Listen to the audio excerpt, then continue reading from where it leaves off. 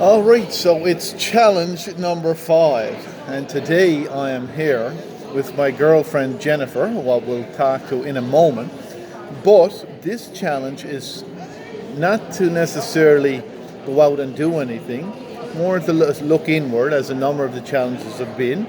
Now, you can challenge yourself to do some out things in the outside world as well, of course. We're here at the mall right now, so we're at the food court, as you can see. And what I'm going to do is just take a second and use the look around technique. As I'm here recording and I'm being a little loud so you can hear me, so I'm just going to look around to see how many people are looking at me. And as I look around, I don't see a soul looking at me, even though I'm being loud and very obnoxious, some would say. Anyway, the challenge is about dating and relationships. So what happens in the area of dating and relationships? What happens when you think about dating the opposite sex or the same sex, depending on your situation?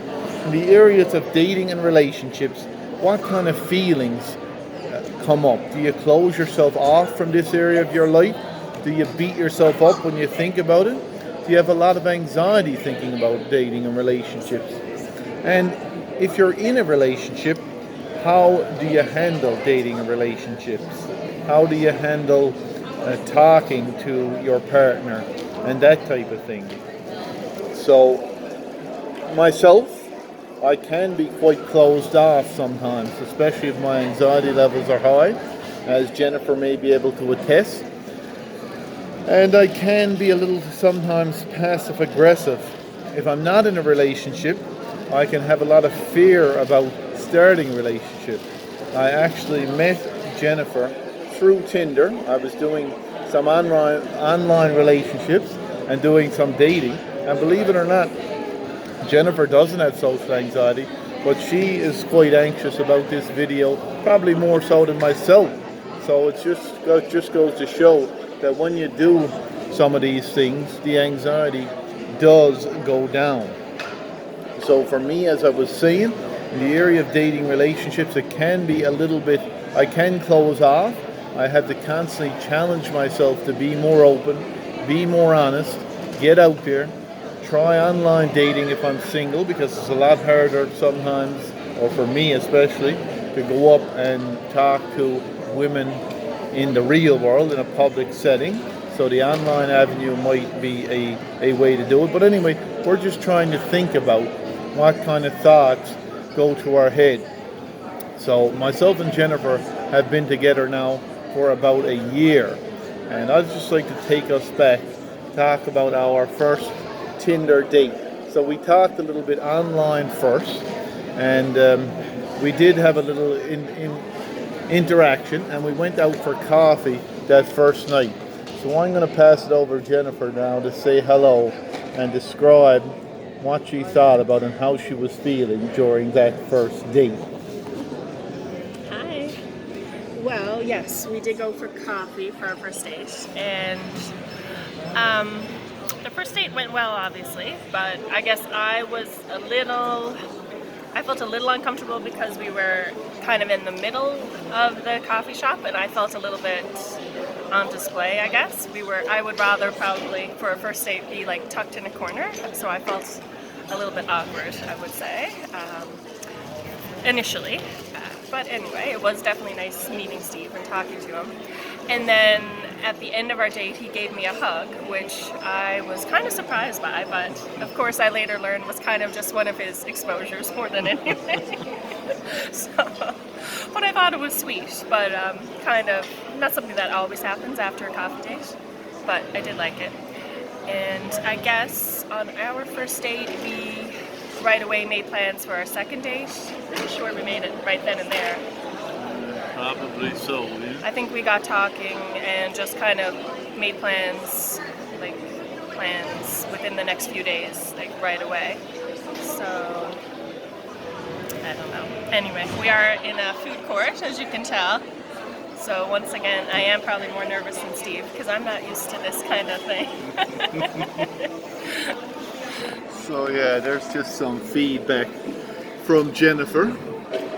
And yeah, so it's been about a year now, but overall, like I was saying earlier, there are some times, so if you're in a relationship, this challenge can apply to you as well, because you can analyze what happens when you think about that area, what happens when you know, what kind of, do you have a open and talkative relationship, how does your anxiety affect the relationship, do you shut down when you're anxious, like I can tend to do if I don't stay on top of things.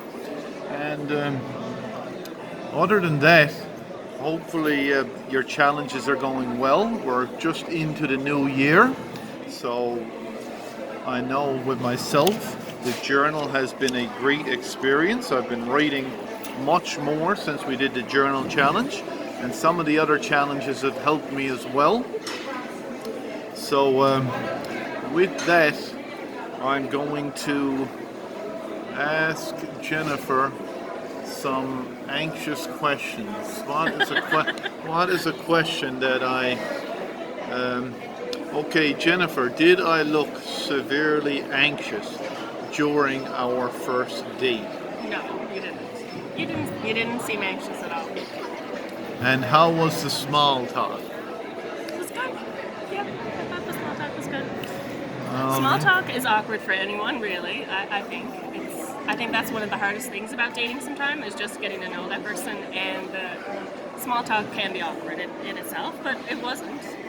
That is a good point. Small talk is difficult for anyone in a dating scenario or in a meeting someone for the first in a time. social setting, at a dinner party or something, talking to a total stranger can be uncomfortable sometimes.